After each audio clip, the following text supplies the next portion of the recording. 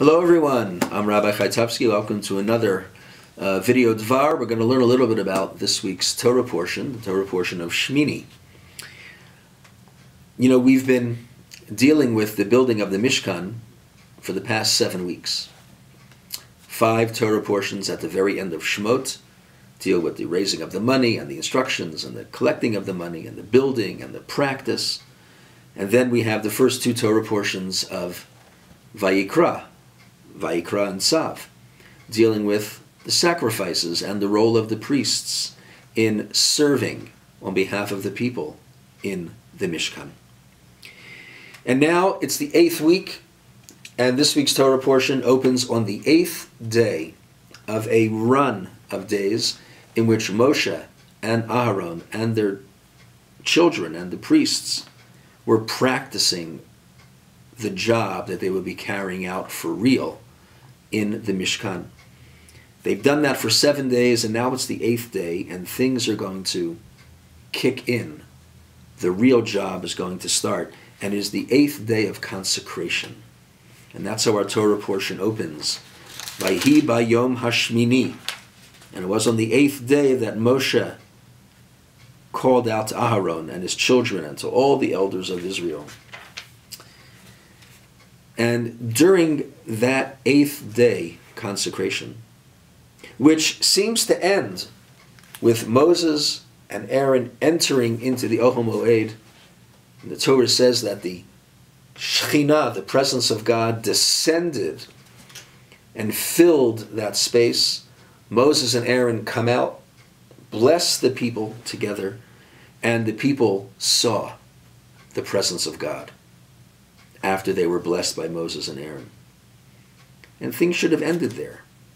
But the next thing we're told at the very beginning of chapter 10 is that the children of Aaron, Nadav and Avihu, each of them took one of their fire pans and they filled it with the ingredients of the incense. And it says, Vayakrivu lifnei Hashem eish zara, and they sacrificed and offered before God a strange fire, an unauthorized fire, asher lo tziva otam, one which had not been commanded by God to them.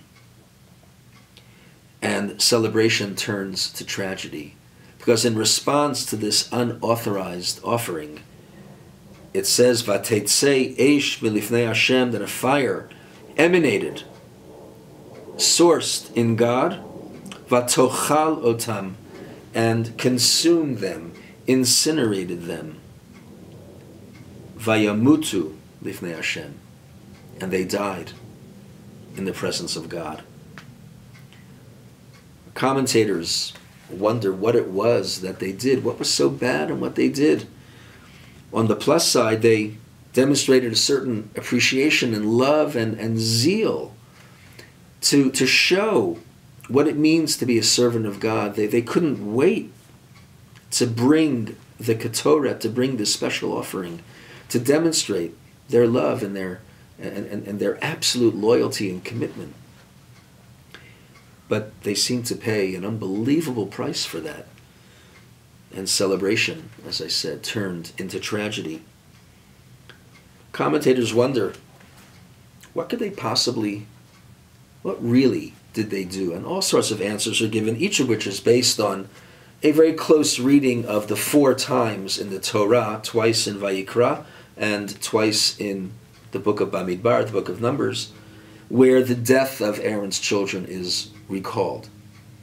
And all sorts of reasons, everything from they weren't dressed properly, they didn't wear the priestly vestments the way they should, or they didn't have the right thoughts, or they were a little drunk perhaps. I mean, all sorts of explanations are given. And one of my teachers once said, if there's more than one explanation for something, if there's more than 3 explanations for something, then we're really not quite sure what the real reason is. And here the rabbis have come up with 4, 5, 6, and 7 explanations as to what they may have done that was wrong. And all of them are wonderful and they're interesting to read, but I want us just to focus on the words in front of us in this week's Torah portion, because I think they have a very important lesson for today, for us, and for the larger society. It says they didn't bring. It says they brought an unauthorized, an eish zara, an unauthorized fire that was not commanded to them. They had a burning desire to serve God.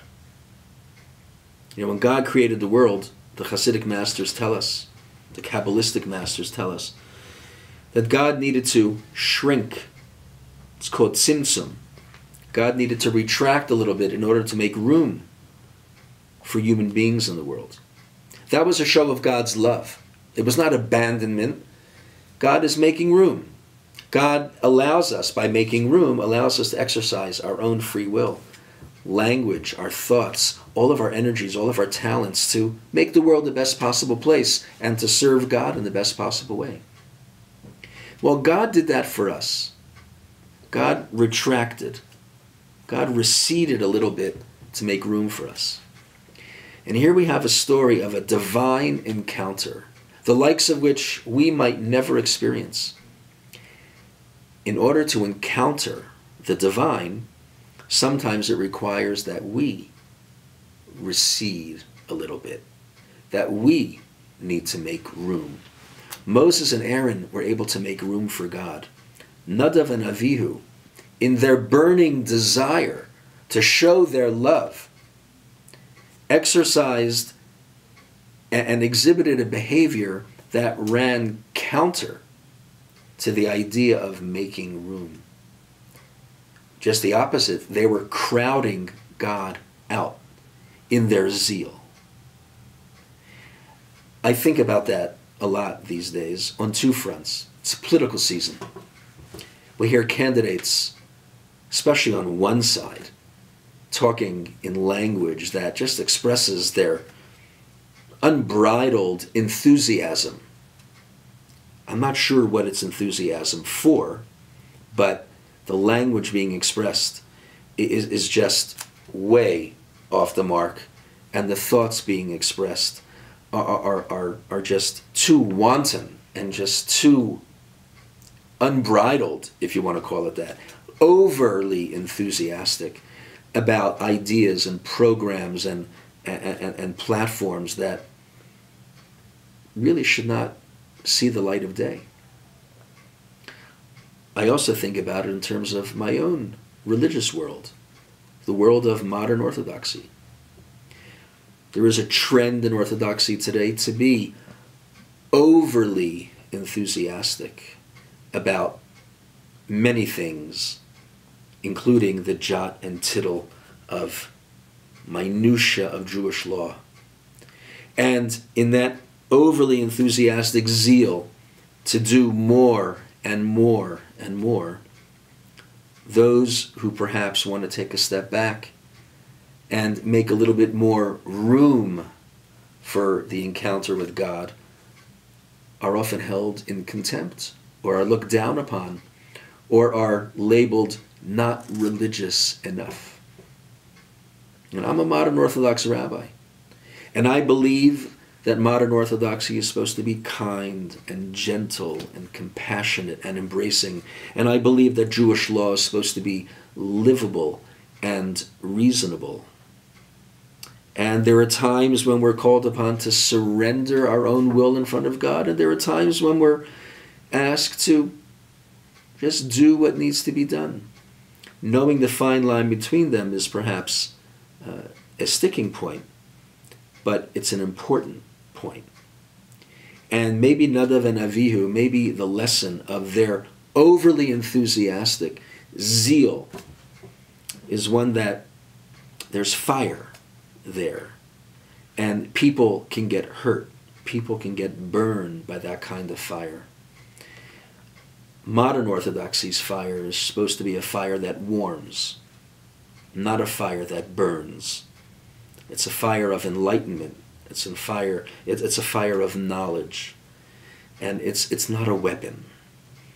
And very often I feel, from what I read and from what I hear, that it's used as a weapon, and it's used to hurt other people and to dismiss other people. And nothing could be farther from the worldview of modern Orthodoxy. And I want us to think about that as we move towards Pesach, easily the most legislated holiday of all the holidays on the calendar, where the minutiae of Jewish law are raised almost to an unbelievably high status.